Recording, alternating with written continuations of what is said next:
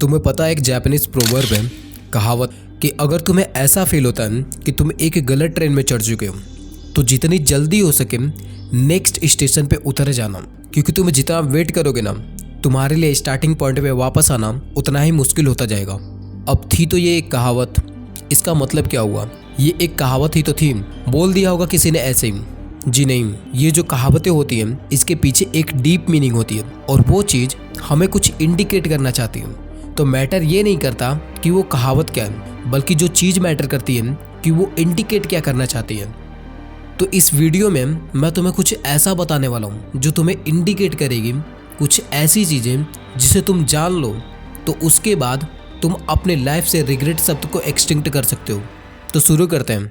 सबसे पहली बात कि हम किसी भी चीज़ का रिग्रेट क्यों करते हैं, तो जो सबसे बड़ा कारण है जो इसके पीछे वजह है तो वो है सिचुएशंस और हमारे डिसीजंस। तुम अपने लाइफ में जहाँ कहीं भी हो, या फिर मैं अपनी लाइफ में जहाँ कहीं भी हूँ, या फिर हम दोनों अपनी लाइफ में जहाँ कहीं भी होंगे, वो चीज़ हमारे आज के डिसीजन और सिचुएशंस पे डिपेंड करती है, क्योंकि तुम्हारे आज के डिसीजन से ही तुम्हारे आगे की लाइफ और फ्यूचर डिपेंड होगा। और ये एक सिर्फ हवाबाजी नहीं है बल्कि एक हकीकत है।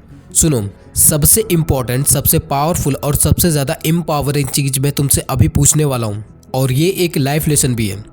तुम्हें ये बात डिसाइड कर लेनी है कि either you can choose a happy and peaceful family और a big and great empire. ये बात मैं नहीं बोल रहा हूँ, और ऑफ कोर्स मैं होता भी कौन है ये तुमसे बोलने वाला। इनडायरेक्टली यही परफेक्ट स्टेटमेंट को कई सारे ग्रेट, लेजेंडरी और वेल नोन फिलोसोफर ने बोल रखा है।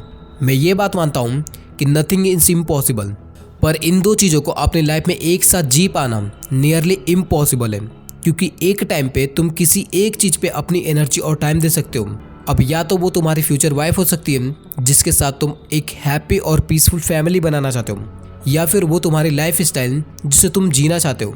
क्योंकि इस बात को टेक्निकली देखा जाए, और ये एक हार्शफुल ट्रुथ भी है कि चीज़ें वक्त मांगती हैं, और हम में से 99% लोगों को इंस्टेंट रिजल्ट चाहिए। मैं इस चीज़ में ज़्यादा घुसूंगा नहीं, तुम समझ सकते हो कि मेरे कहने का मतलब क्या है। तो बात बस इतनी सी है कि चॉइस इज़ योर्स। और हाँ, ये बात ज़रूर याद रखना कि इन सब में जो तुम डिसीजन लो उसके बाद तुम अपने लाइफ में कभी रिग्रेट फील ना करो, क्योंकि इस पूरे वीडियो का एम ही यही है कि तुम इसे देखने के बाद अपने लाइफ में कभी किसी भी चीज़ का रिग्रेट फील ना करो, बिकॉज ये बहुत पेनफुल होता है और तुम इस बोझ को पूरी ज़िंदगी अपने साथ लेके चलोगे, क्योंकि ये चीज़ें मेरे साथ हो चुकी हैं और इसलिए मैं तुम्हें ये एक्सपीरियंस के साथ बता रहा हूँ। नाउ द सेकंड थिंग जो तुम्हें जानने की ज़रूरत है कि हर चीज़ के लिए खुद को जिम्मेदार मानना बंद करो।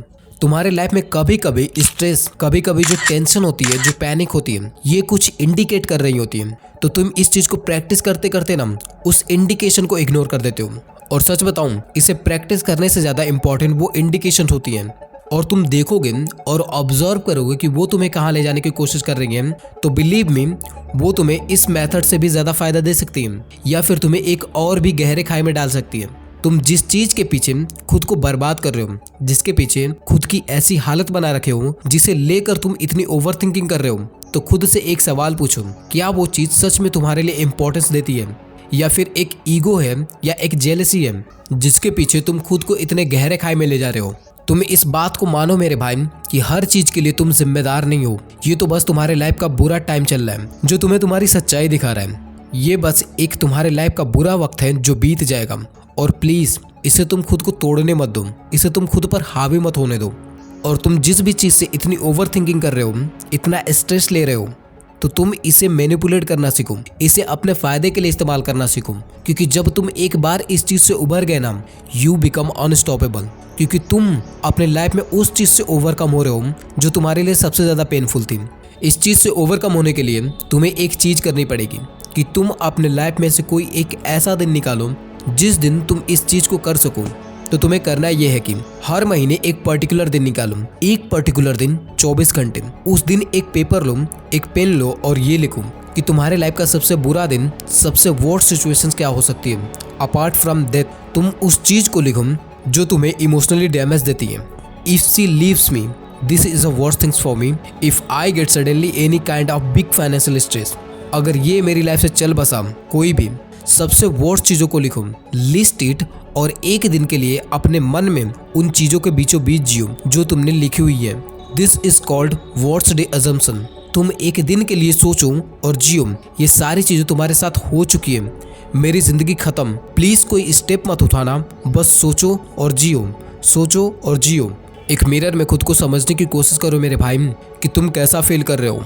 सिर्फ एक दिन के लिए। वक्त के साथ साथ तुम्हें रियलाइज होगा bro, even if the worst things happen with me, कुछ भी हो जाए तुम्हारे लाइफ में, I will figure out it.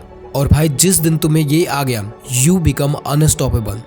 So don't waste your time, start practising it today now. और वो बन जाओ जिसे तुम खुद ना रोक पाओ।